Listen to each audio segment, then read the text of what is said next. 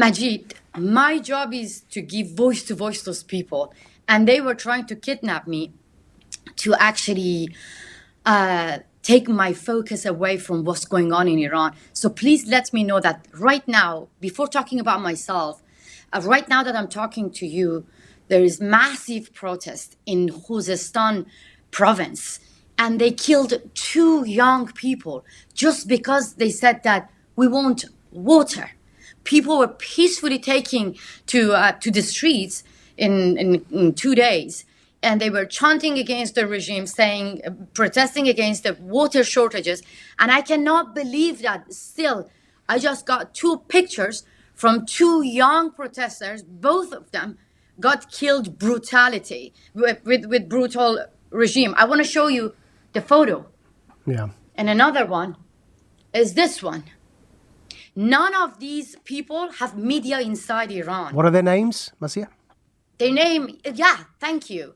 Let's say their names. Mustafa Naimavi and Qasem Khaziri. They were children among protesters. Khuzestan is supposed to be one of the most richest province in Iran. Why?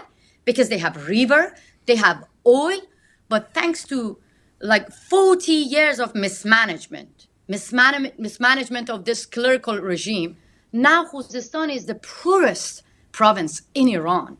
And this is because they are Arabs, Iranian. And this is called discrimination. Ahwaz? My heart is broken when I saw the photo and the faces of these 2 young people. I was like, if it was in America, if it was in the UK, 2 young citizens get actually killed, shot in the head, shot in the chest, just because of a peaceful protest, what would be the reaction of the world? Now, you mentioned this. I think these are the Ahwaz Arabs of Iran who are protesting. Of course, it's a stigmatized minority. Most of Iran is Persian, and there's a minority in Iran protesting for their rights. I want to bring you to those who are opposition, vocal opposition voices in the West as well, who have, prior to you, that the Iranian regime has managed to take back to Iran and put on trial.